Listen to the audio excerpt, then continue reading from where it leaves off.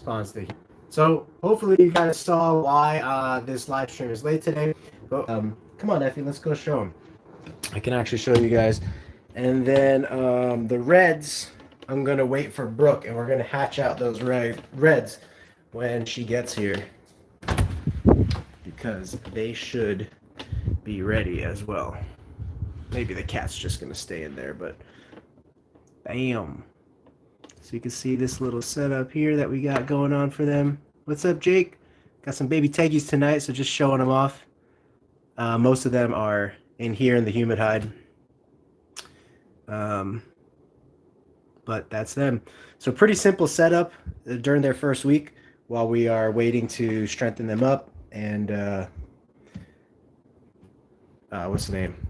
Wait to sell them. So what's going on, Apex? Good to see you, my man. Yeah, sorry I'm late with the stream today. It's just had to set up those baby Tegus when I started to see them hatching. Had to shoot and record some stuff for that. And then we actually have red Tegus that are going to be hatching, or should be hatching right now too. So I'm going to wait for Brooke. She's getting off of work. And then we are going to see if we can get these red Tegus to hatch. Now, they technically should already be hatched, but none of them, I'm looking at them right now, none of them have hatched yet because they are older than the black and whites. So the fact that the black and whites hatched already means that they should already hatch as well. Yeah, it's 8:10 here. I just, you know, sometimes I say, oh, I didn't share the link or whatever to Facebook, and oh, let's see if I could do it right now. Yeah, I bet you I could do it right now. I could share it, and it disconnected. My apologies. 10:10, cool. Oh, my business partner's called me, but I'm on the live stream here. He's probably calling. He's right. I did not expect the Tegu babies to be interesting to look at in person. So if you could look at that picture, I gave a little quiz. I said, hey, what movie does this remind you of? And so maybe you guys can let me know what movie it reminds you guys of. But I know what movie it reminds me of. Appreciate the help you've gave me the past few days. Oh, sure, Matthew, anytime, you know. Let me get our newest gecko. Actually, he might be shedding.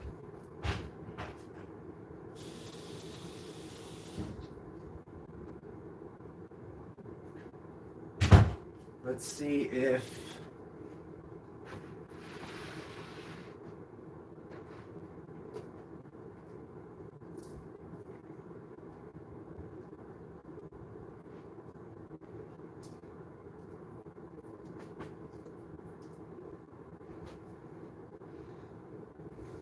All right, so I'm pretty sure this guy is just about going into shed here, but this is Magma.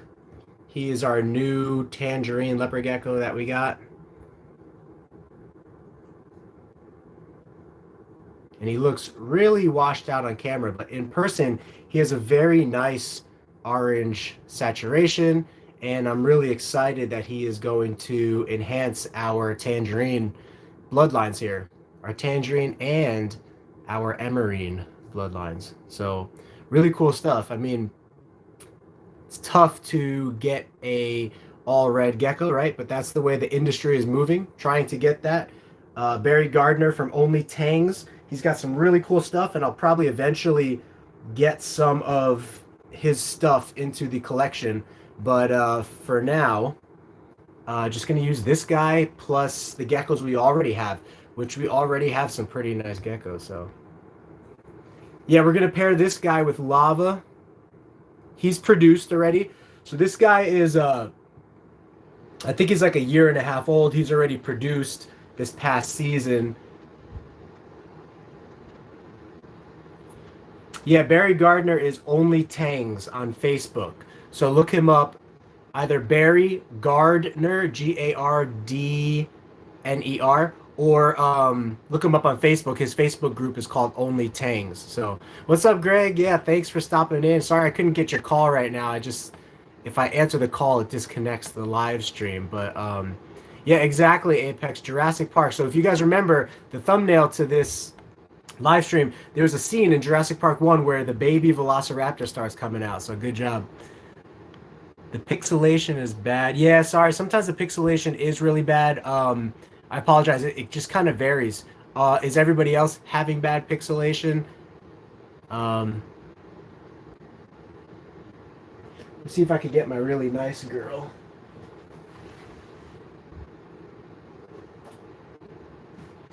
So this is the girl I'm really excited to put him to. This is a red striped girl that just has really nice patterns of reddish orange, like really nice hues of reddish orange going on inside, you know, in her color palette. You can see those two red stripes kind of going down the middle of her back. It's hard, but we're going to pair this boy to her, or at least try next year. And I think they're going to produce some pretty fire stuff. I mean, look how deep orange her tail is right there. It's super cool. So what's up, buddy? You think you might be asking this girl on a date next year?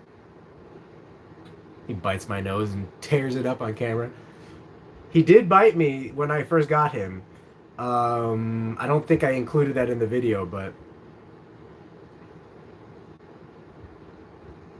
anyway, really cool. I mean, it's tough to find a really orange saturated gecko, and I'm happy with this guy. I think he's really going to enhance our stuff here, so.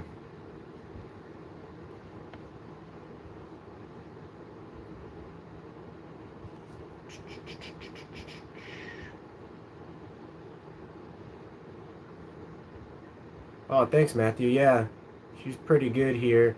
So this girl is a first-year breeder. I'll show you her mom, which is 3 years into breeding.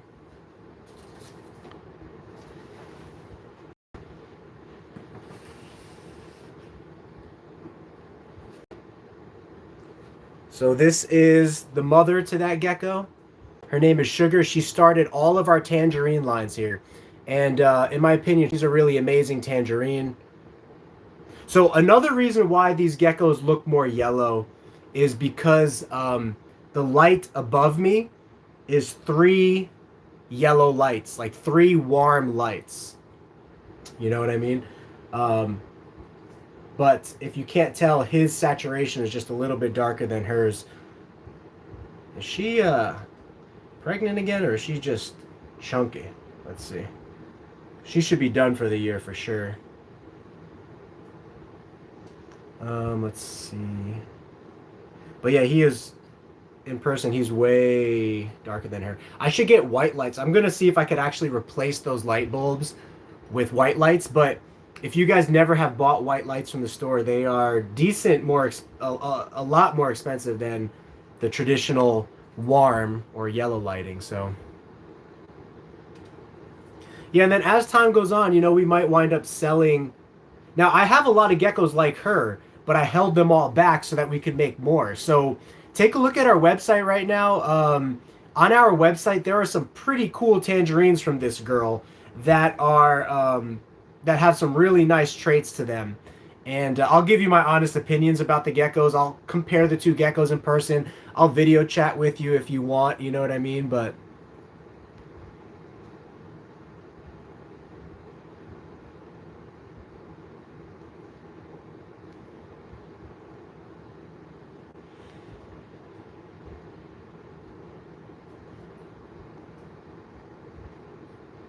what's up, Harris? Yeah, that's a good point, Matthew. You definitely want to have an incubator ready if you can. I know myself, I'm caught off guard so many times in the reptile world because we are impulsive in the reptile world, right? We buy first and think later, and breed first and prepare later. At least that's how a lot of people can be, but including myself. But it's good to get that stuff prepared ahead of time.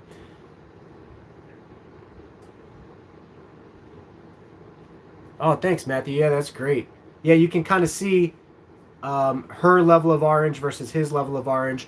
And in person, he's more of a, you know, reddish orange in person. and she's more of a like a tangerine orange, you know, like the tangerines you get from the store. So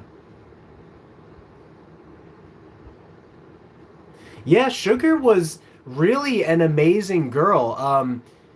Now, one of the themes of our tangerines that we have here is green and purple coloration. And so most of our babies have hints of, actually, like all of our babies have hints of green and purple coloration, and a decent amount of it because the dad, which I paired with this to start off our whole tangerine collection, he um, I bought him because he was a tangerine that had greens and purples. So, any advice for saving money on leopard geckos?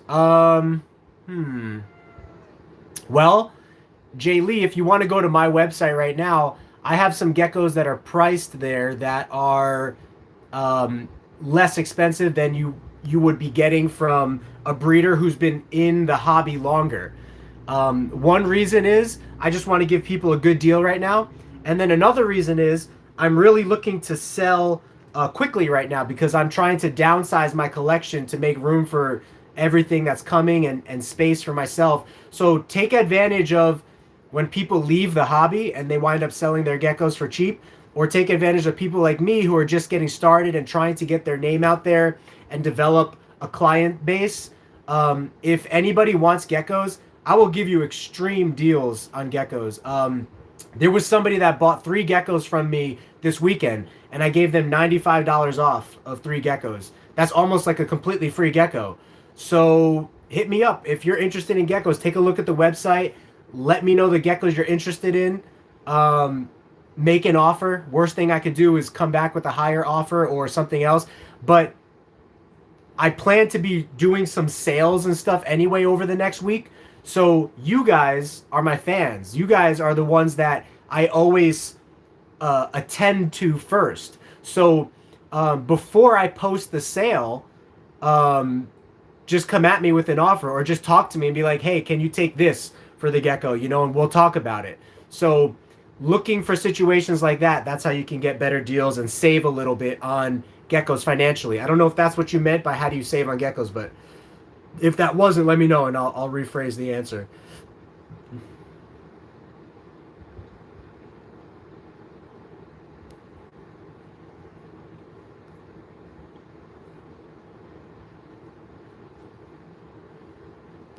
Yeah, that's a good idea though, Matthew, is buy a crazy male and buy a few decent females. Now, the good thing about me, this year I incubated, but when you buy younger geckos, they're oftentimes cheaper as well. So that's another way to save money and gamble a little bit safer. Or not safer, but I mean a little bit with less money. Um, yeah, there you can really see his darkness orange compared to herd, but yeah, kittens are great.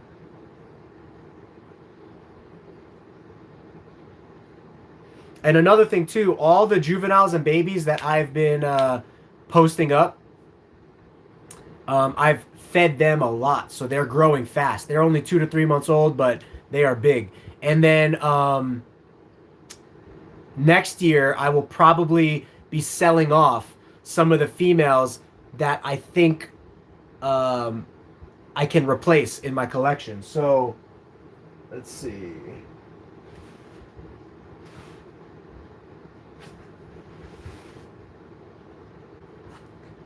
This is just an example, right, guys? This is just an example. But for example, this is an adult female going into her 2nd year of breeding. She's also the daughter of this girl right here. You can see she's a little bit lighter in coloration, but she has more greens and purple hues to her. So there she is. And then, but since I have females that are already darker to her and darker than her and fit my projects better to advance, I'll have to come up with a name for it. But whenever I upgrade my females, I'll be selling the females that I'm downgrading, right? So this is a female that's a downgrade for me and my collection, so I would be willing to sell her next year. But she might be an upgrade for your collection, and like I said, I love giving people deals. I love making people happy. That's why I'm here. That's why my business is here. So feel free to shoot me offers on the geckos and stuff that are on my website, and then you guys get first note of that. But I'm gonna be running some sales here in the next week or 2 weeks. Like maybe 20% off sales, or like buy one gecko, get the cheaper one 50% off, like stuff like that. So you guys can't go wrong with making me offers now, and at least I can give you guys a heads up before those geckos sell. You know what I mean?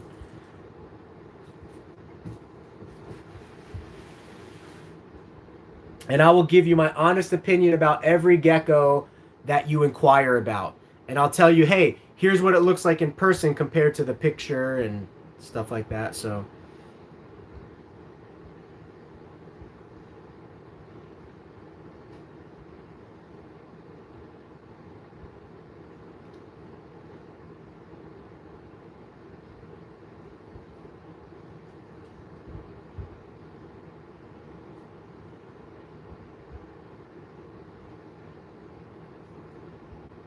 yeah, so if you're looking to buy adult females, you'll want to get females that are about 2 to 3 years old.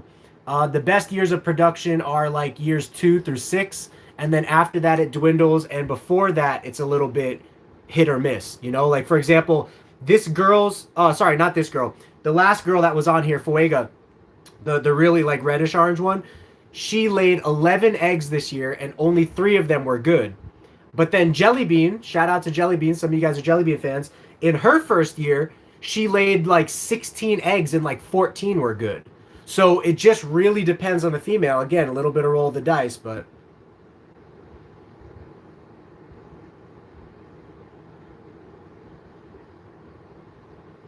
Jay Lee, it's not too late to breed geckos. I have some geckos that are breeding for me right now.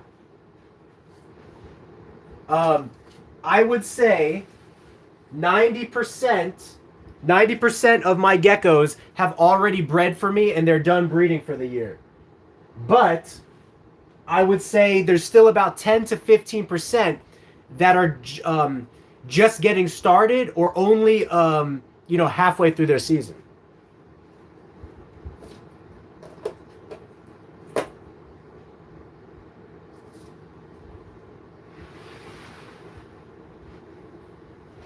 And I'll show you some of those girls right now.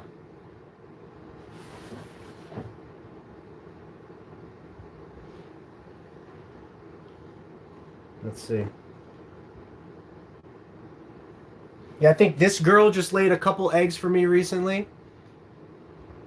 So she's a pure black knight. She's a little bit fired down right now. She's not showing the most black that she ever does, which can happen, especially during breeding season. They lose a lot of their nutrients and stuff, and they lighten up a little bit. But she's a pure black knight. Effie, don't bite the camera post, honey, okay? My cat is... I can't show you to her, but my cats... You know how cats are. They just sit right next to you.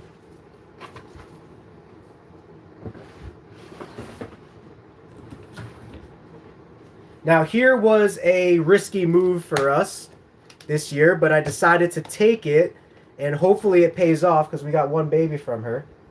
But this is our darkest Black Knight girl. She was young going into this season, and she was pitch black, right? Now you could see like little patches here and there, pattern and stuff. That happens with most Black Knights, so just be aware of that. When you buy a Black Knight, a lot of times the pictures that the breeders use, a lot of times it can be a little bit deceiving, right? Like it looks pure black, but then you get it and it has like patches of pattern. That happens with almost every Black Knight. But regardless, she's very, very dark, very, very good. You can really see that velvety black pattern. She was small going into this season. She was a first-year breeder. She was only like 40 grams, which technically the best females are like 50 to 55 grams, maybe 60 grams.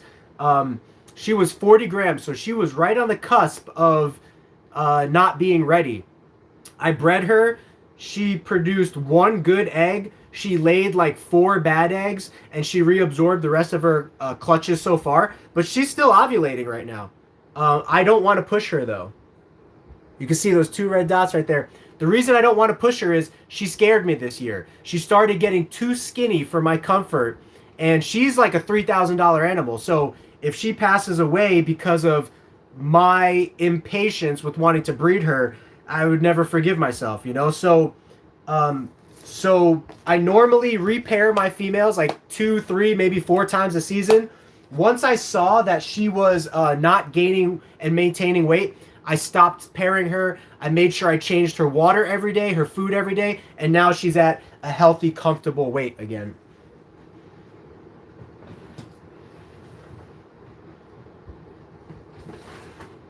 So again, oh, look at this. We have an egg right here. I'm pretty sure it's a bad egg, but the girl laid a bad egg right on top of her stuff here. Let me see. And she still has 1 egg in her. I've noticed that with some of the black knights, they will lay 1 bad egg and then like 1 good egg, or they'll lay another egg. So you can see she still has 1 egg in her tummy there. So these black knights are still producing for us. Again, this is not her best. She's really fired down from the breeding season right now. She's really light compared to how dark she actually is. And I can show you her babies and how dark they really are. But here's that egg she passed. Very squishy. It's probably bad. I'm actually going to bury it, and then I'm going to come back to it later, because I can't do it while on the live stream. I have a whole bunch of stuff to document for her and all that kind of stuff.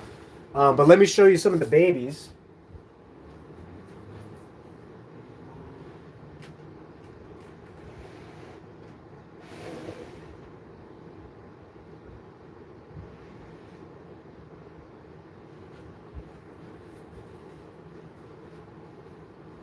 All right, let's see if we can get this baby out. And I really don't like bugging babies, but since you guys are on the live stream, I'm going to see if I can hold this baby.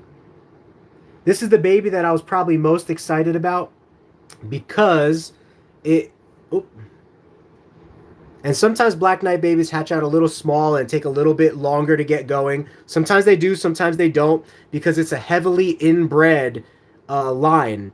And so that's why a lot of breeders are working on outcrossing the best of the best qualities now. But this little one came from that mom, our darkest mom. And this was incubated for male, so hatched after 30, I think it was 30 or 35 days. And so we want to produce a male that is better and darker than our current male. Now, our current male is pretty good. I'll show him to you. He's, again, pure, top quality stuff. He's, you know, a $2,000, $3,000 animal, especially since we got him as an adult, and you're always going to pay more for adults. Let me put this guy away.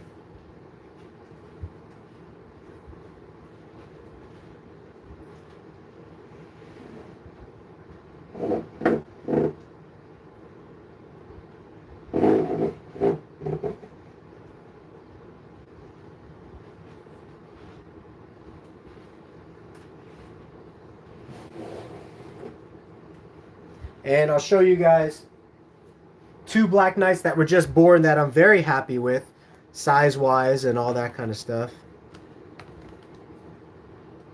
These guys look really, really good. Oops, oops.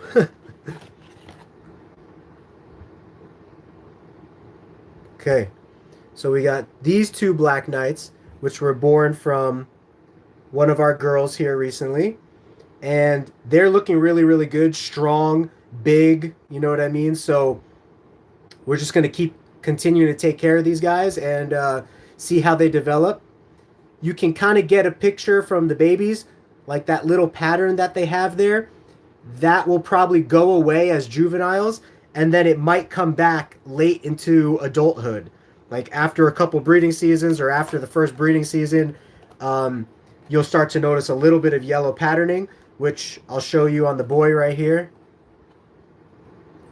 But I think the pattern actually looks pretty cool. Obviously, in all black animals, what is one way to go with it is one project.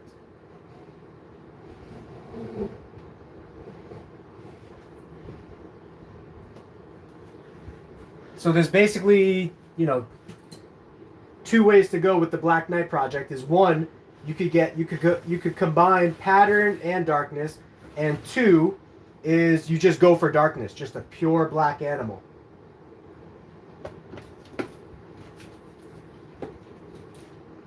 Now males sometimes can be lighter than females, so that's why here's a pretty good quality male. Again, he's been breeding all this year, so he's going to be a little bit more fired down, but he's an excellent boy. And he's breeding with all our Black Knight girls, and we're trying to outcross him to, you know, some other stuff. We just hatched our first snow Black Knights.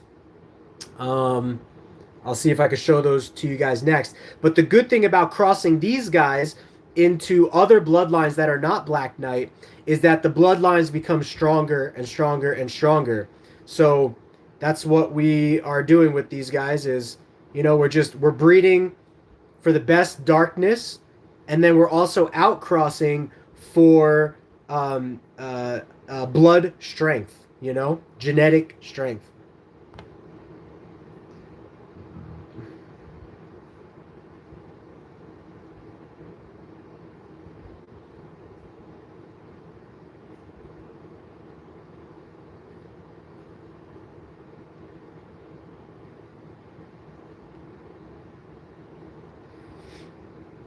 Yeah, I actually have to build another rack system here soon, and also a ball python system. So I'm gonna show how you can do it for ball pythons too, because ball pythons, it needs to be waterproof. Otherwise, the shelving unit will mold. With leopard geckos, they don't live in a high humid environment, so the wood won't mold. But with ball pythons, it's a little bit different. So I'm also going to add that to a video too. Yeah, sea serpents is pretty much a lot of money.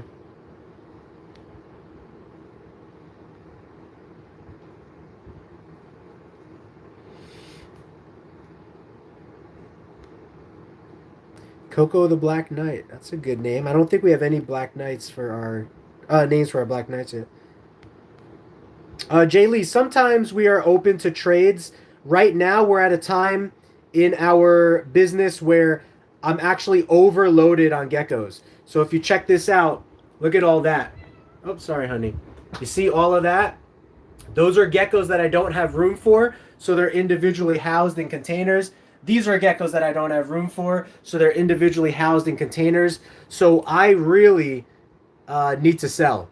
I really need to move some animals. So at this time, unless something is like a superb addition to our collection that I can't turn down, I'm not really looking to add any other geckos to our collection until I downsize and, you know, equalize the balance in this room a little bit.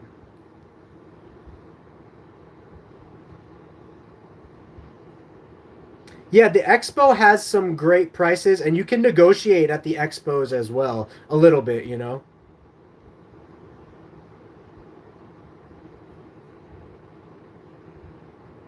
Yeah, I wouldn't recommend anyone starting with the Black Knight project because, again, Black Knights have been so heavily inbred for so long that sometimes the babies can come out a little bit smaller or weaker, and you need the experience of not handling, you need the experience of building up and strengthening smaller and weaker geckos, which happens to any morph, by the way. I've had tons of babies this year that were not tons, but I mean, I've had babies this year that were not Black Knight, that were small or they came out weak, and you have to treat those babies in a special way, in a certain way. And so when you get used to that, then it becomes easier for you to, you know, to treat the Black Knights that way.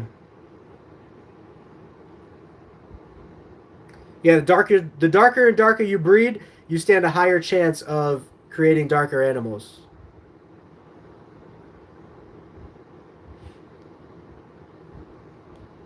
Yeah, I'm going to check that egg later for an embryo to see if it's good.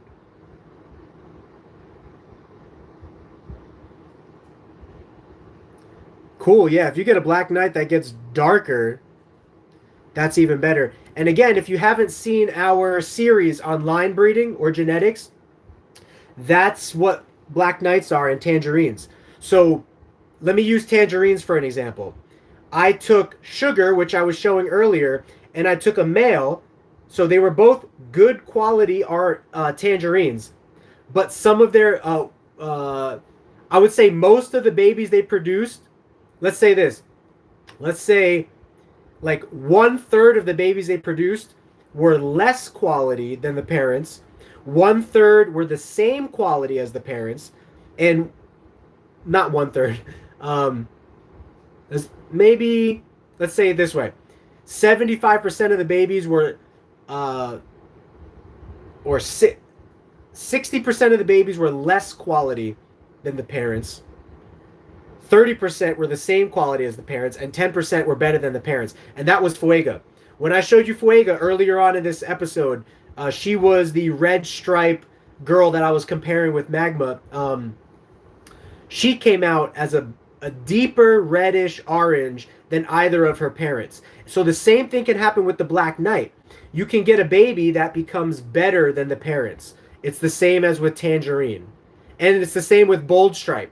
Some Bold Stripes that I have come out better than their parents because of line breeding genetics. You always have the chance of producing the same, worse, or better than the original creation.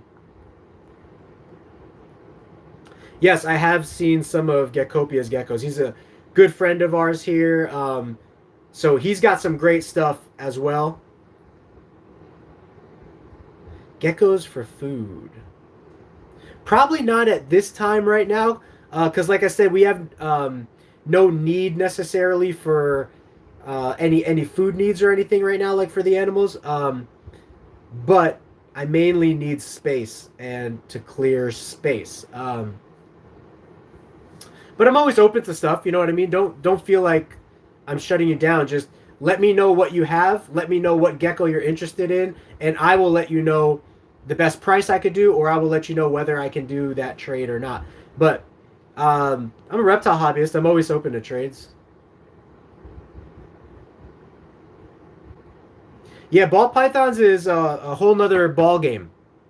You really need to prepare a food source ahead of times to make sure that your ball pythons are fed.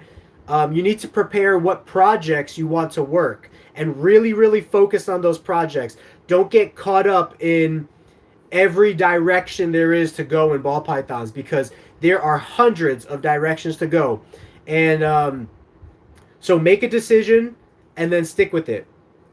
Now, you could change your decision, but stick with that changed decision. So, for example, me, I was going to breed... seeing where my cat is here.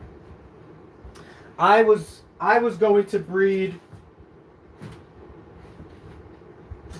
Make sure I closed up all my geckos.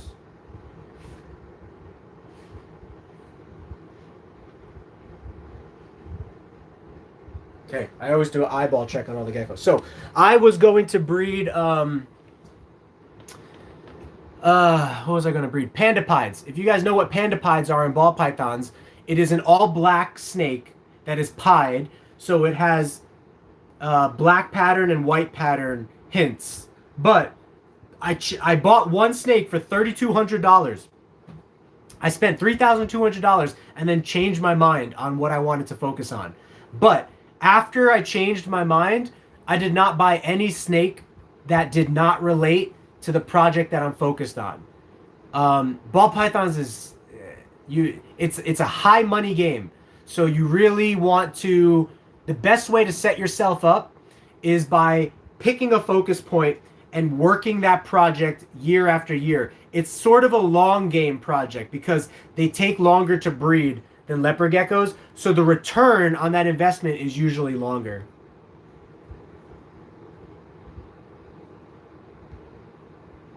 Yeah, they do have some tangerine black knights that are pretty cool.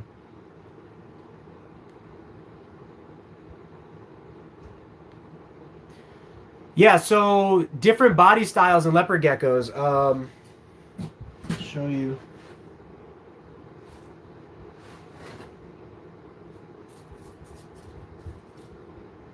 Look at this beautiful gecko right here.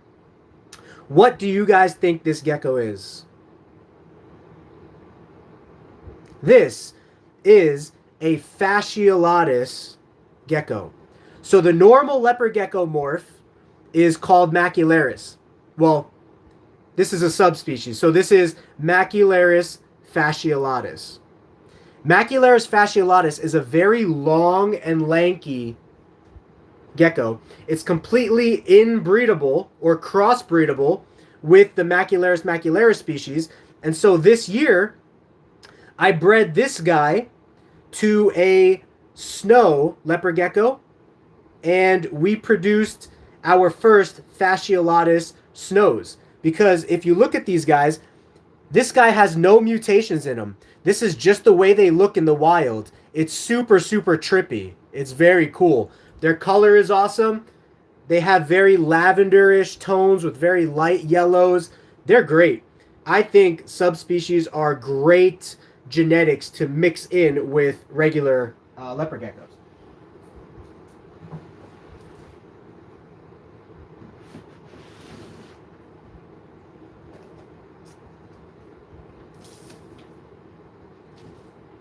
Then you got geckos like the Afghanicus, another beautiful gecko that is also crossbreedable with the normal Macularis species, but it has a very short and stout body. If you're looking at it, it's very small and stout.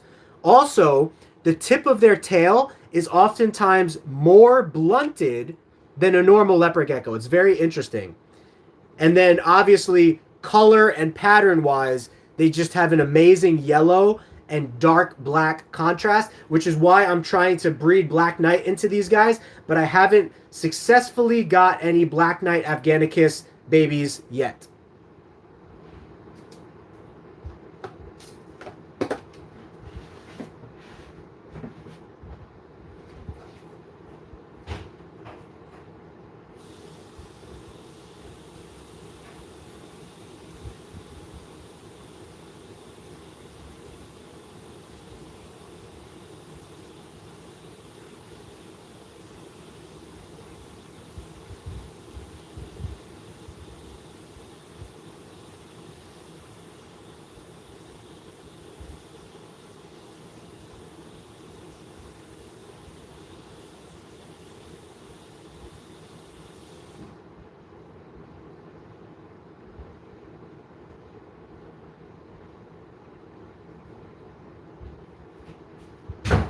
All right. Let me see if Brooke is still planning on coming over. I think she said they got her closing, so she might not be able to make it.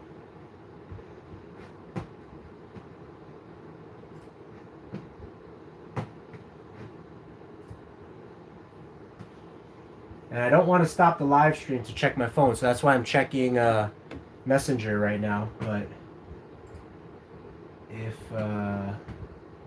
if she didn't message me on Messenger,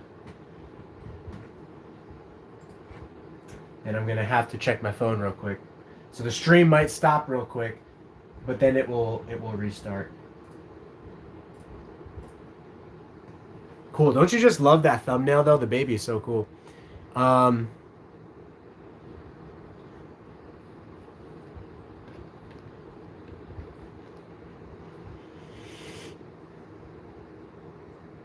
Fire, Black Knights, and Snows. Yeah, there are some cool projects that people are definitely working on with the Black Knight. That's why I think they're the next Tangerine in the leopard gecko world. Tangerine was started the exact same way that Black Knight was started, by inbreeding and crossbreeding different lines of blackness, right? And so the more that people get their hands on Black Knights, the more diversity and bloodlines we're going to get into the Black Knight game, and the more solid of color of an animal we will be able to pursue and get. So really cool.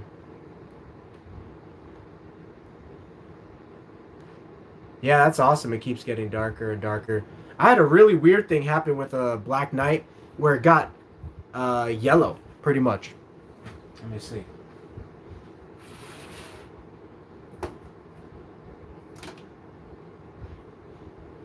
So this is super, super rare, but not super, super rare. This baby was completely black as a baby, jet black. And then It just yellowed out over time. Now, I did have issues with her. I had her in a bigger tub, and she did not, I didn't realize that she wasn't really gaining the proper size and everything for the first, I think it was like 2 or 3 months that she was in our care. And because leopard geckos hide it really well, she was getting skinnier and skinnier until one day she hit the point where I was like, you know what? She's really not doing so good. Let me put her in a smaller tub. And so I switched her over to a smaller tub in this rack, and almost immediately she began eating and drinking and growing. And so did that have an effect on her color? Maybe. Does that mean that she cannot produce really, really dark geckos? No.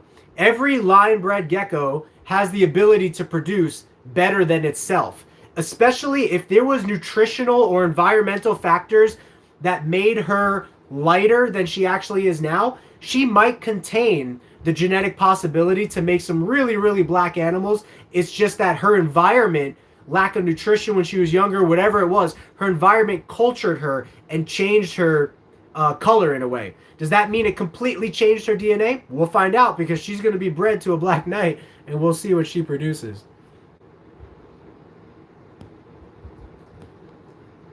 Jim, what's up, Jim? So my first year selling geckos was last year. It was in March. I posted up 5 geckos on Morph Market. They all sold within a week, and I had tons of more people asking me about those geckos that sold. So right now, I'm uploading my Morph Market page right now. I'll let you know how well Morph Market is doing for selling leopard geckos during this month, okay? How many inquiries I'm getting. But it's not super easy to sell leopard geckos, okay? Just because you produce leopard geckos does not mean it's super easy to sell them. For example, I have a pretty big following. I have almost 1,000 on Instagram. I have almost 500 on Facebook. I have almost 2,200 on YouTube. I made the announcement last week that I was selling geckos, and only one person bought from me. Out of 3,000 people that know me and follow my platform, only one bought from me. And so that could be a timing thing. Maybe it's just bad timing. You know, it could be the time, like I said, it could be bad timing personally in that person's life. It could be bad timing seasonally, meaning that leopard geckos don't sell the best during this season. Or it could just be bad luck for now. You know what I mean? Every good thing takes time, right? And so the only reason that I want to be selling really, really fast right now is because of the time and space that the current geckos I have are taking up. Otherwise, I would just let the geckos sit. Even if they sit in the rack for 6 months, eventually someone's going to buy it. But here's the trade-off. Your time. How valuable is your time? One gecko to take care of for 6 months is not that big of a deal. But if you're taking care of 100 extra geckos for 6 months and you don't sell those geckos, let's say you have 100 geckos and they all sell 6 months later. How much time did you put into those geckos?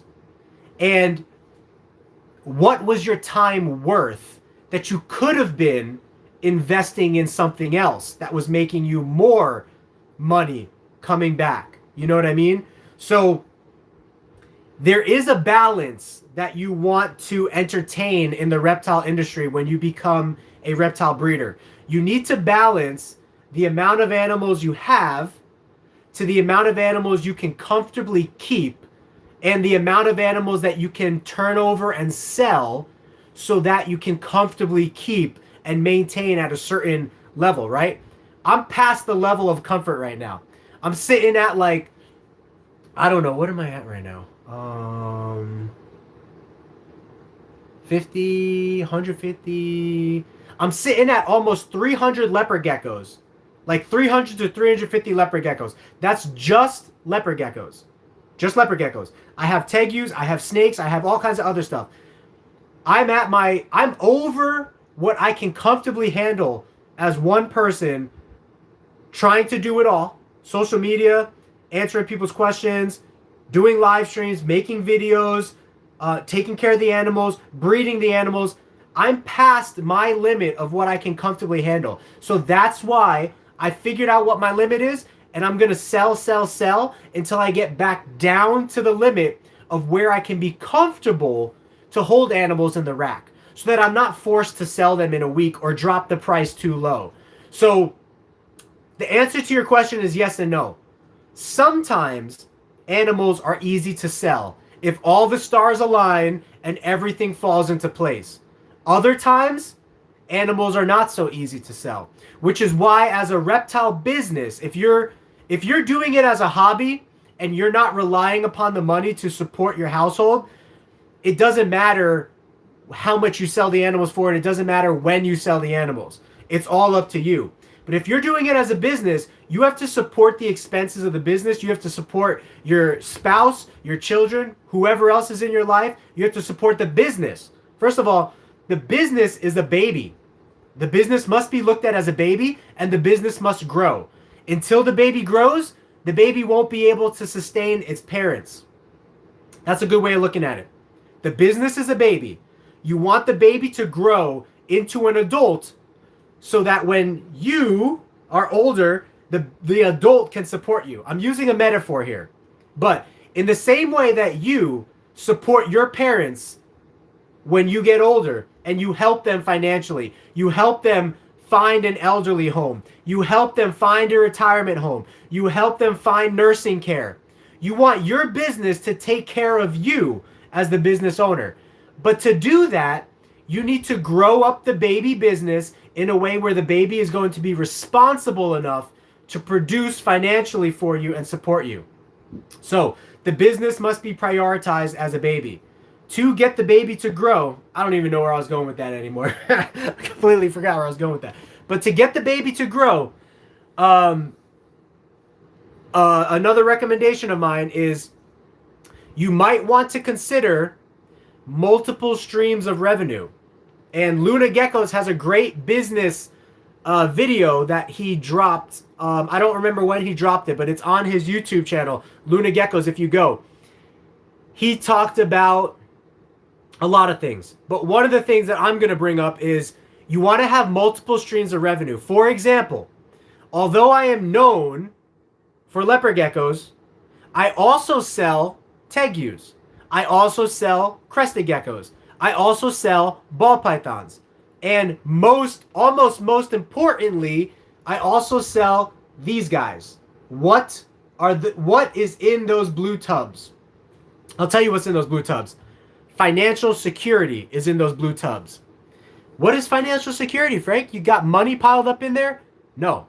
I got feeders piled up in there. Dubia roaches. I don't use dubia roaches for my collection.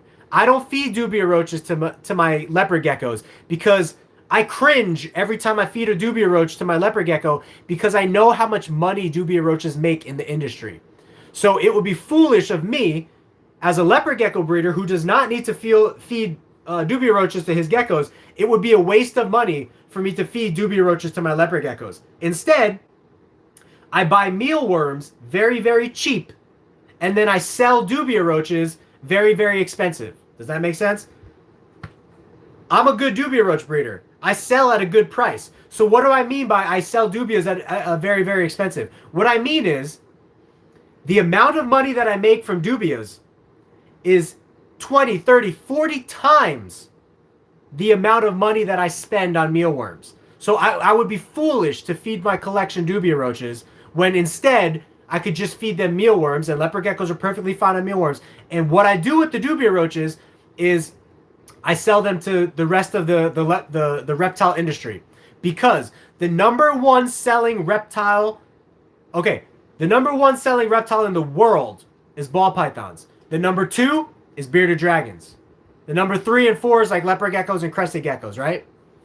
Bearded dragons and leopard geckos, they actually might be tied, but bearded dragons are very, very high sold in the reptile world. Also, monitor lizards are popular in the reptile world.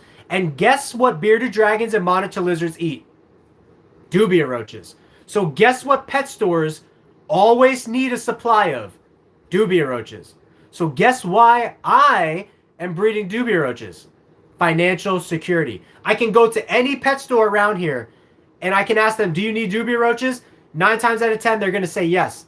And the one time out of 10 that they say no, it's because they got a current supplier.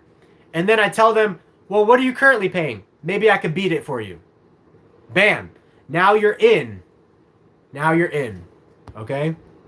So if the whole reptile market crashes and no leopard geckos sell this year, I still have thousands of dollars a month of dubia roaches that I could be selling and making. Okay? That will help support the business when other areas of the business might be struggling. Oh, Tegus aren't selling? Don't worry about it. I got dubia roaches. Oh, leopard geckos aren't selling? Don't worry about it. I got dubia roaches.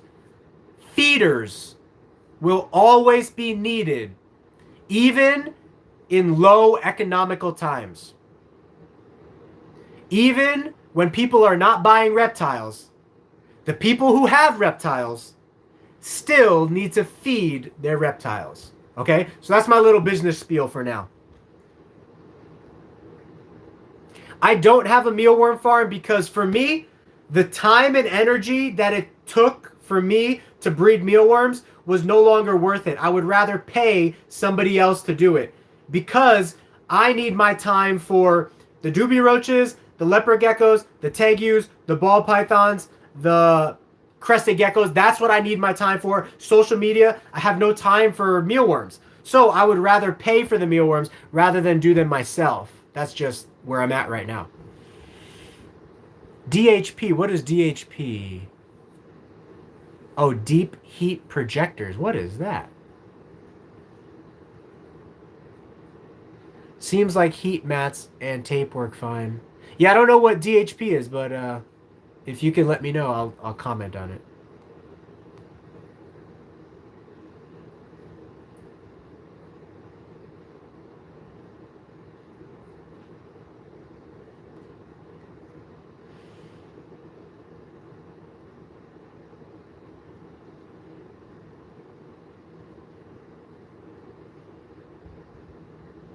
Yeah, only Tangs is really, really good. The tangerines that he have, his best quality tangerines are going for $800 to $1,200, and you have to pre-order. You have to get on a list, a waiting list, and order from him. So I'm considering getting on that waiting list if some of you guys will buy some of my geckos. If you guys can buy some of my geckos, I'm going to get on his waiting list because I need to put a deposit down, and I need to justify to my wife that I can spend $2,000 to $3,000 on some tangerines from him. To do that, I need to sell some leopard geckos. So help me out. Help me help you. Because if I get tangerines from him, you know I'm going to produce a lot of them. And you know I'll give you guys amazing prices.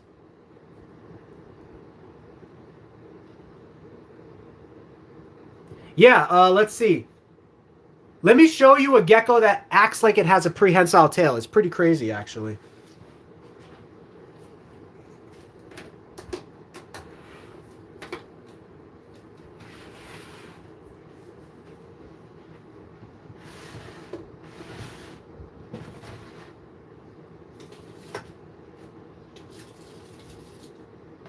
This is a very interesting, again, the color is not showing through on camera because I have yellow lights above me, but this gecko is probably the most orange gecko that I have besides the new one that I bought.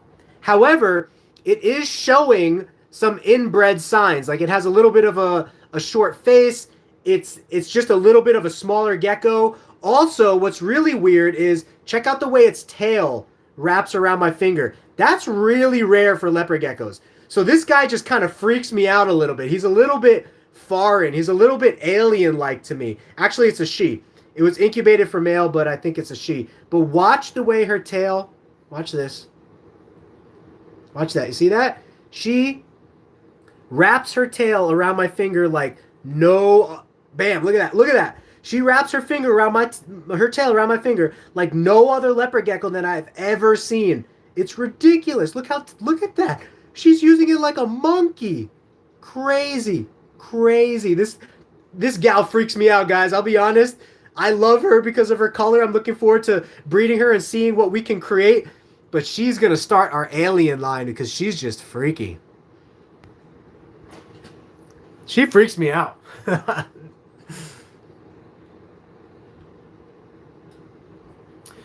So Squam, my limit is going to be 125 females and 25 males. So that's going to be 150 geckos. Guess how many geckos I have right now? 300. So guess how much I need to downsize? A lot. So please check out our website. I'll give you deals, guys. You guys are my fans, my faithful followers. I love you guys. I really appreciate you guys. You don't have to wait for a sale. Just look on the website and be like, hey, Frank, will you take this much for it? Or what's the lowest you can go on this animal shipped to me? And I'll give you guys some amazing deals, okay? All of the animals on our website right now are already pretty low priced. But I'll beat that for you guys, especially you guys who are watching. Just be like, hey, Frank, I saw your live stream. What's the best deal that you could do on this gecko for me, you know?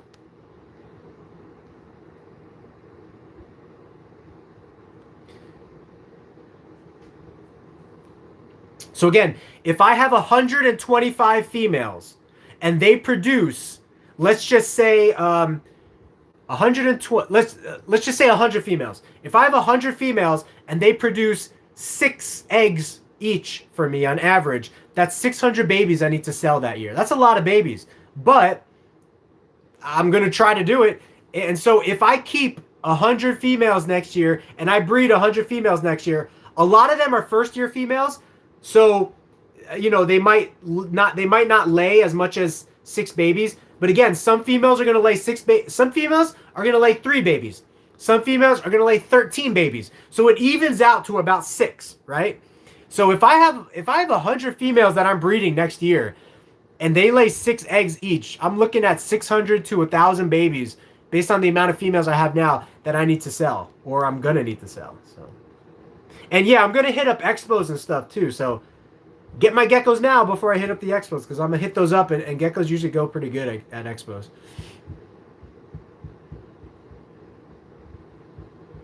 Yeah, Matthew, if you want to buy 4 to 5 females off of me, or temperature sex females, let me know. I'll give you an amazing price on those 4 to 5 females. And you could even put a non-refundable deposit on it now, and I'll hold those females for you. So, Elliot, if you want to buy a leopard gecko, just go to my website, click the little price button that says like $100 or whatever it is, and it will take you to my email form. Email me the ID of the animal that you're looking for, and we will start communication. Yeah, we can find plenty of geckos for you for $200. Now, keep in mind, shipping is always $50. Now, I can always cut you a deal on shipping or comp the shipping, but shipping is always $50. So if you buy a gecko from me at full price, $150, then you would still technically have to pay $50 shipping on top of that. But if I give you a deal, if I say, hey, I'll give you it no shipping charged, then you're basically getting a $50 off deal. So you have to let me know, is $200 your max including shipping, or is it your max prior to shipping? But yeah, my mom was not the biggest reptile fan growing up. I used to sneak a lot of reptiles into the house. Really funny story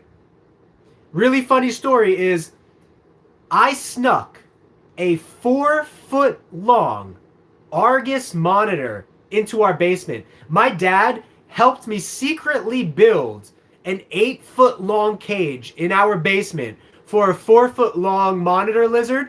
My mom was down there dancing one day, and all she told me she heard was whack, whack. Because if you know anything about Argus monitors, they're very nimble and they're very strong. They stand up on their hind legs, and they're constantly whacking stuff with their tail. So she goes into the back closet of the basement, and to her surprise, there's an Argus monitor, 3-foot tall Argus monitor standing up there looking at her. And so she tripped out. But that's my little funny story about sneaking reptiles into the house. So needless to say, I have snuck my fair share of reptiles into the house. But I completely understand the need to find reptiles that your parents approve of.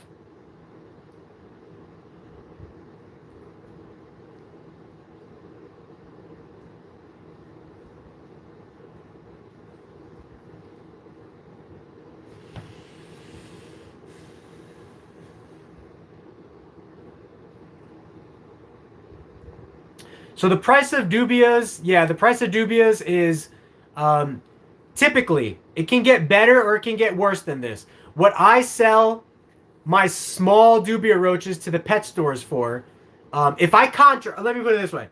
If I contract with a pet store where I say, hey, I'll be your sole supplier if you make me your sole supplier for this price, I'll contract with them for 10 cents for smalls, 15 cents for mediums, 20 cents for larges.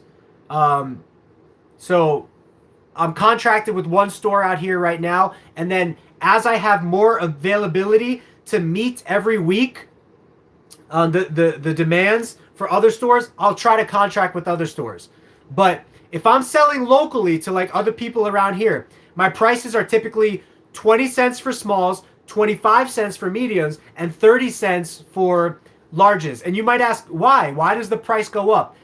Because of the time to financial gain ratio, right? If I take an hour out of my day to count out roaches, to go and meet somebody, you know, to establish new clientele, and then drive back home, because you don't want people coming to your house, right? You want to go out and meet people and come back. Let's say that takes an hour of your day to only make $10. Someone says, oh, I only want 20 roaches. What's that going to cost me? Well, 10 cents each, 20 roaches, that's $2. You know, it's not efficient for me to spend my time driving out, you know, however far it is, and then coming back to the house for only $2. So I need to price things a little bit higher when I'm selling retail to regular people. But if you contract with me, and even if you're a regular person and you contract with me, I will give you the best prices that I can give. And those are usually bulk prices, because again, pet stores are usually buying in the thousands, right? So they're contracting with you for the thousands. So the pet store that I'm working with right now, they usually buy 1,000 smalls and 1,000 mediums a week. So that's $100 for smalls and $150 for mediums. That's $250 a week that I'm making off of that one store for roaches. But I contracted with them at that price, at that lower price, because of the amount that they buy. If you're buying thousands of roaches from me, I'll give you the same prices as the store. Of course, I'll contract with you, or you don't even have to be contracted with me. I'll make it a one-time deal for you. Good deal price. But if you're not looking for high numbers, then I do have to charge more, because my time is very valuable right now, especially with as many animals and as much other stuff as I need to take care of. I need to make it worth my time. So I hope that makes sense, but yeah, that's what it is. Yeah, and adult roaches, a female roach is typically $2, and a male roach is typically anywhere between 30 to 50 cents. But the problem with buying adult roaches is that you don't know how old they are. You could spend $1,000 on 500 adult roaches. Ow! Look at this little one. And that's another reason why she freaks me out. She always bites me. She has an attitude, this one. I'm telling you guys, this girl just freaks me out. Look, it's not even good enough for her to just bite me, but she wants to hold on. Look at her. She's just holding on. She won't even let go. And I feel her little teeth, because she has a really strong pinch on my skin. So yes, I feel you. I feel you. Look at all her face muscles crunching to bite me. Ow! Let go. Please, let go. Let go. Anyway, I'll let you know when she lets go. You could spend $1,000 on adult females, on 500 of them, and half of them could die. You don't know how old those girls are. And ow! Can you let go? I'll put you back. Please, please, please, let go. I'll put you back. Please. She's just gonna bite harder. Watch. Come on, sweetie. Okay, there you go.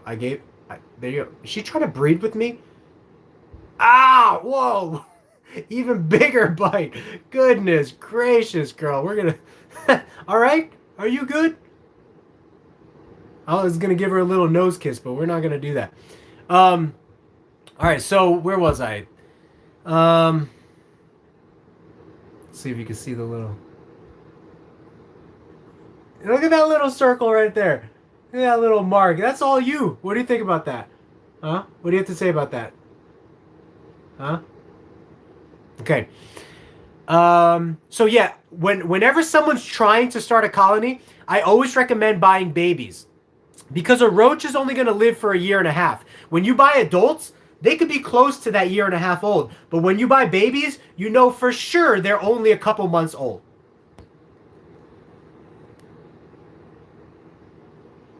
We feed our adult geckos once every 6 days and our baby geckos once every 5 days. They get fresh food, fresh water, and I visually look at their substrate, like their newspaper substrate, and see if it needs to be changed. I was looking, I was like, wait, there's a tub open here. Yeah, it's your tub. You want to go back in there? Yeah, let's put you back so I can concentrate on questions.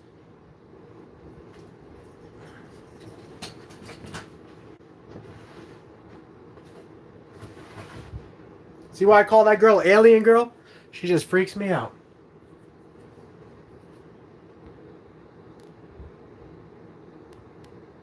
Oh, my most prized reptile. That's really cool. So, for leopard geckos, I really, really like Sugar, which is the mom of the one that I was showing you. I have this special bond in my heart for Sugar because she's the mom that started it all for us here. Like, she's the tangerine mom that started it all. But I really love my red Tegu, and I have a soft spot. Okay, so top 3 reptiles. Sugar, my black and white Tegu named Rex. I bring him to school events. I bring him to reptile expos. And he's just the biggest sweetheart. You'll have kids just holding him on their shoulder. And he's a gigantic black and white Tegu boy.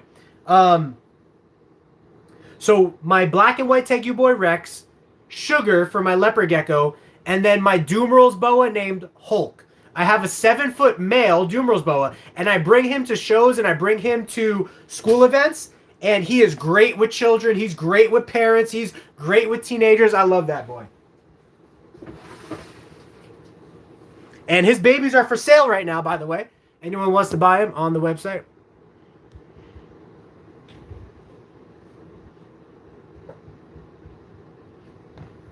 Yeah, overhead heating used to be super popular, and then, you know, especially for leopard geckos, under the tank heating became popular, and I guess now over the top heating is becoming more popular again. Now, the good thing about under the tank heating is look at how many geckos you can store, right? If you have over the tank heating, it's going to take up a ton of space. So let's take a look at this room real quick. 25 geckos, 50 geckos, 180 geckos. Check this out. This rack holds 180 geckos. It's only 4 feet wide and 6 feet tall. Okay? Same with the opposite side of this room. 50 geckos, 50 geckos. So this whole room has about 300 animals in it, right? Let's go to the Tegu room now. Overhead heating, right? Great, lovely, awesome, works great. There's some baby Tegus right there, right? How many animals can I fit in a 4-foot area here? Not very many. The only reason these guys can be kept together is because they're babies. If they were adults, I could fit 1 adult here, 1 adult here, or not even, especially for Tegus, not even. But if you're talking about leopard geckos with over the tank heating, you're talking about 1 leopard gecko, 2 leopard geckos, 3 leopard geckos, 4 leopard geckos, 5 leopard geckos, 6 leopard geckos, 7 leopard geckos, 8 leopard geckos. So 8 leopard geckos in a 4-foot wide by 6-foot tall area. Okay? Compare that to this, which is the same thing. That's 4-foot wide, 6-foot tall, 50 leopard geckos. 50 of them. If you use under the tank heating like this. So I don't think under the tank heating is outdated. I think it's only outdated if you're not trying to be a breeder. If you're trying to be a breeder, it's pretty much what you need to do. I mean, yeah, it's not what you need to do. I take that back. There are plenty of breeders that breed in bigger setups. You just won't be able to keep as many animals in as small of an area.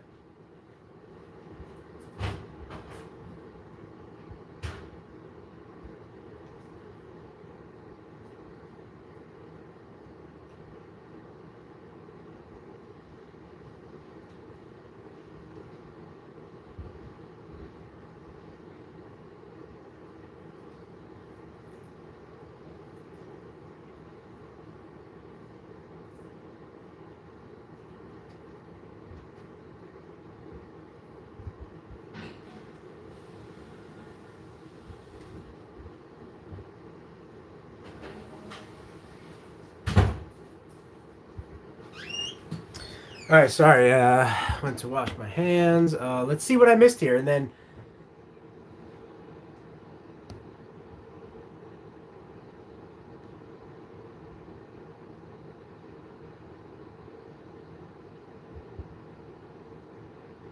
Yeah, the alien morphs. These just weird geckos, right?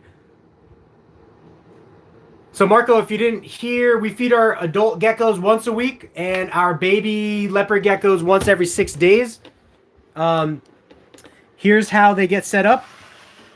Every adult gecko gets a humid hide. They get a food bowl, which we will load up with mealworms and calcium, and then they get a water dish. Typical adult water dishes are going to be bigger, like that. And then our babies are set up in the exact same way. Babies, ooh, I love Widow. It's going to be hard to look at her pattern, but look at that pattern. Oh, come on, let's see it. Let's see it, girl. She has like this spider web like pattern. It's really amazing. Like diamond-y spider web pattern. Anyway, babies, same thing. They'll get a humid hide. They'll get a food bowl full of worms and a water dish. Okay? So we put enough food in there to last for, like I said, just about a week. Every 5 days for babies, every 6 days for adults right now.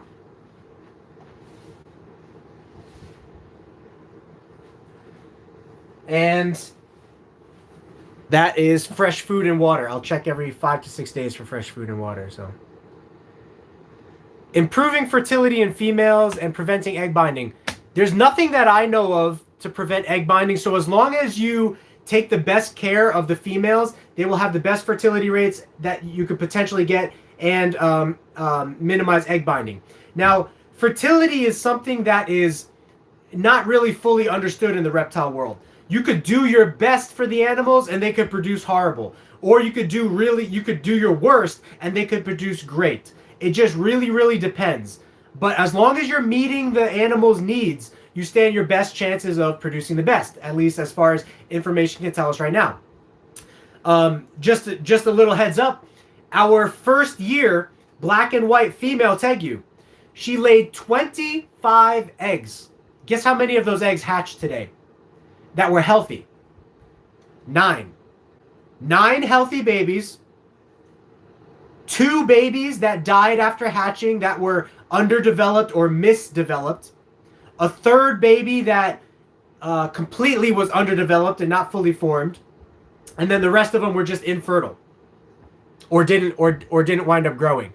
So same thing with my my first year breeder girl here. The biggest girl, she's the biggest first year breeder you can ask for. Easily 50 to 55 grams. Beautiful color, Fuega. I was really looking forward to her egg producing this year. She has everything that all the other geckos have. She lays 11 eggs and only 3 of them are good. 8 of them are bad. Right? Another female, same conditions. She lays 14 eggs and 12 of them are good. Same conditions. So it just really depends on the animal and the scenario. It can differ. Tonight, I'm going to be opening up the red Tegu babies, and we're going to see, out of 40 eggs, how many red Tegu babies do you think are good? Drop it in the comments or the live chat now below. 40 eggs, how many do you think are good? We'll find out. I'll let you know tomorrow. Or, sometime. But yeah, as far as fertility is concerned, the only thing I can think of, if you want to truly give your females the best fertility possible, change their water every day and give them fresh food every 2 to 3 days. I don't think it's really needed every 2 to 3 days. Like I said, I do it once every 6 to 7 days. But if you're talking about the best possible chances, then this is what I would recommend. Make sure she has a warm, humid hide that's 85 to 90 degrees and moist and wet. They really like staying in there. Not wet, but humid. Make sure she has a cooler end that's 75 to 80 degrees. Make sure she has fresh water every day and fresh food with calcium with D3. And I don't have... Oh, here it is. Everywhere is sold out of this right now. Osteoform SA is sold out. Vionate you can still get. So instead of Osteoform SA, you're going to want to get this Reptile Calcium with D3. And you'll pretty much do a 1-to-1 ratio. That's what Luna Geckos told me he does. He does a 1-to-1 ratio of his calcium to his vitamin supplement. Now, he doesn't use this vitamin supplement. He uses Herptivite. Herptivite. I think that's I don't know. That's a Reptical brand. Anyway, Herptivite vitamins. But if you're doing vitamin to calcium ratio, it's going to be about a 1-to-1 ratio depending on what vitamins you use. Any modern vitamins you use is a 1-to-1 ratio. This is kind of old school. I like old school. It might need to be different than a 1-to-1 ratio. It used to be a 1-to-3 ratio here. 1 scoop of this to 3 scoops of this. But everywhere is sold out of this now. Osteoform SA. You can't get it anywhere. So now I'm forced to change my routine. But John from Gecko Boa did an interview recently, last year, where he said his favorite combination is still the old school method of Osteoform SA and Vionate vitamin powder. That's what he finds best for his girls. But there's plenty of other breeders that do well with calcium, Repti calcium with D3. You need D3 if you do not have a UVB light. If you have a UVB light, then you'll want to go without D3. And then you'll want to buy some kind of reptile vitamin that is phosphorus free. Again, phosphorus free.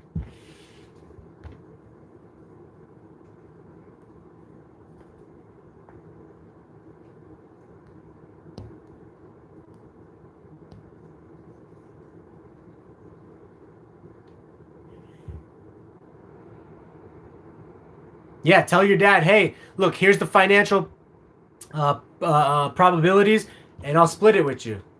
Whatever you want to split with them. Wow, 16. That's young.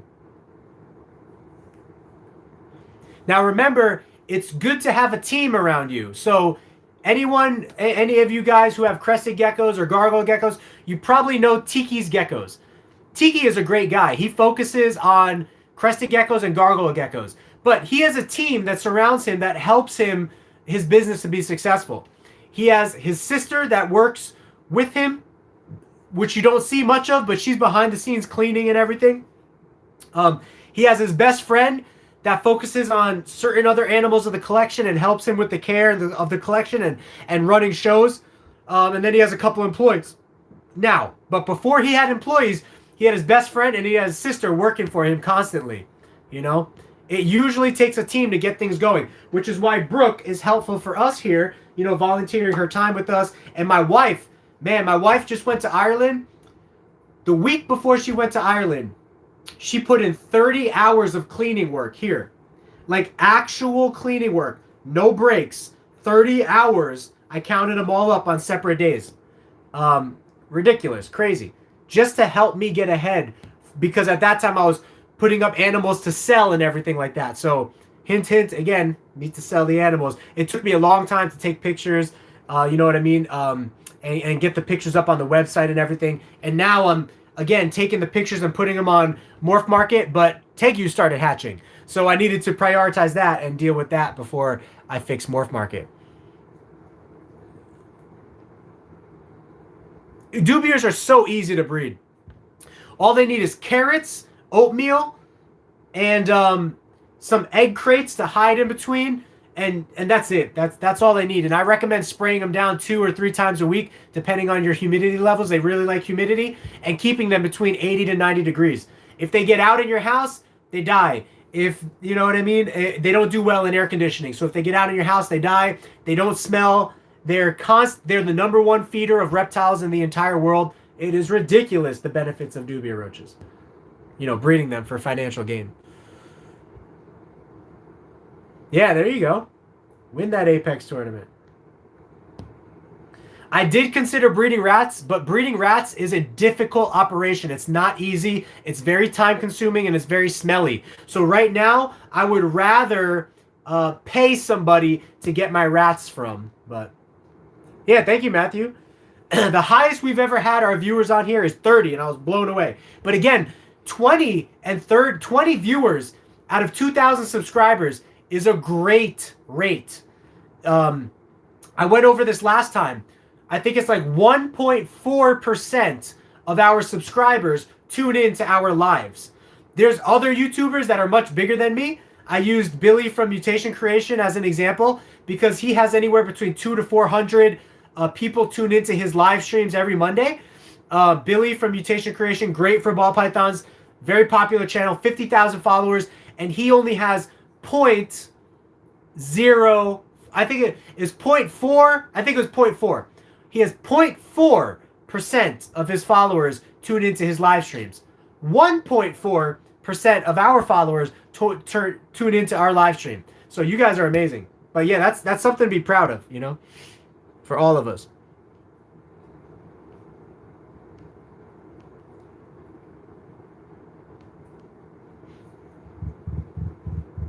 If both your Leos have refused food for 4 months, but they look healthy, don't worry about it. I had a girl here that refused food for 5 months, and she started getting concerningly skinny to the point where I thought she had parasites. Out of the blue, bam, she just starts eating, regains all that weight, no problem. She just decided she didn't want to eat for 5 months. Now, every case is a little bit different, but if your gecko is not getting skinnier, then most likely they're just like going into brumation or it's breeding season and they just don't want to eat, you know? In one box, we can ship, depending if it's babies or adults, we could probably ship 6 babies in one box and like 3 adults in one box. So we can ship a lot in one box. And there's even bigger boxes that I can use. So if you wanted 10 geckos, I could get you 10 geckos. Shipping is just going to be a little bit more expensive. But again, if I'm cutting you a deal anyway, then, then that shipping price is coming down for you. If I'm giving you, whatever, 50, 100 bucks off your order, whatever it is, it's basically like comping that shipping, and you're not going to pay shipping. So if you want multiple geckos, let me know. If you want 10 geckos, we'll do a deal for 10. I'll cut you an amazing deal for 10, and we'll get all 10 shipped out to you. No problems. Don't worry about shipping costs. We'll just agree upon a price, and then whatever price you're comfortable with for all the geckos, including shipping, we'll do that. And then I'll handle shipping on my end. Whether I ship with 2 boxes or whether I ship with 1 big box, it can be a little cheaper to do it with 1 big box. But sometimes if you have a large order, you might want to use 2 boxes. You know what I mean? That's an option too. So yeah, if leopard geckos throw up worms, their temperatures are too low. Look at me massaging my face right now. It feels weird. It looks weird. If they throw up worms, their temperatures are too low. For leopard geckos to digest, they need like somewhere between, I want to say, 88 to 90 degrees. 88 to 95 degrees. And they should be digesting. If they're throwing up, then you probably want to increase that temperature. If they keep throwing up, then they might have parasites. And then that's a different solution. But you could go to beardeddragon.co. Again, beardeddragon.co. And you can buy your own parasite medication to feed to your leopard geckos.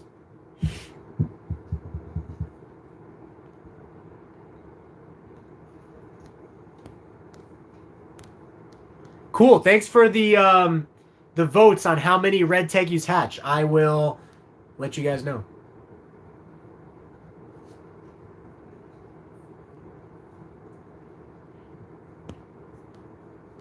I guess Brooke's coming. Come on over, Brooke.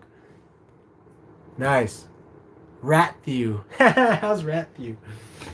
As far as I know, Ratthew is living in rat paradise. She bought that guy the most elaborate setup. It's crazy. I am super thirsty. Brooke's coming, so probably going to end this stream here as soon as she gets here so that I can shoot the...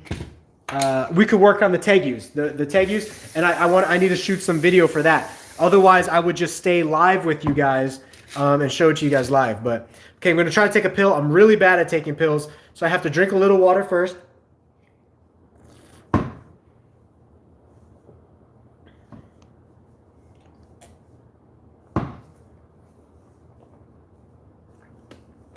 Oh, I'm really bad at taking pills, guys. I was like a teenager, I remember one time, and I went through like a whole bottle of like test Tylenol of my parents in the bathroom. I couldn't do it all. I couldn't do it. And then eventually I started eating it with bananas, right? I would put the pill in banana, chew around the banana, and get it down.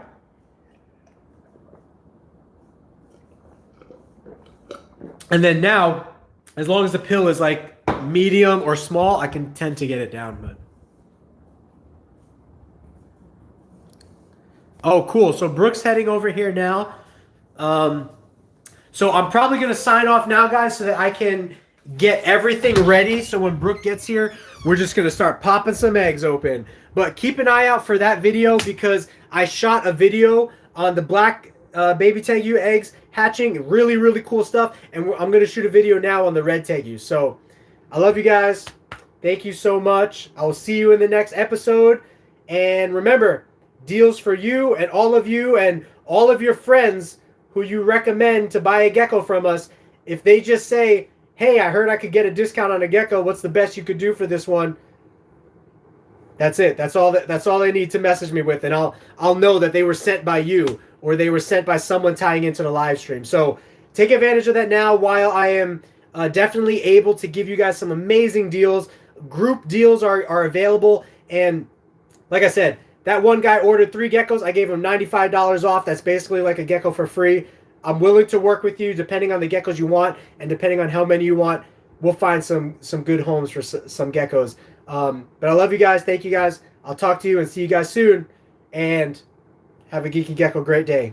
All right, guys? Peace. Later.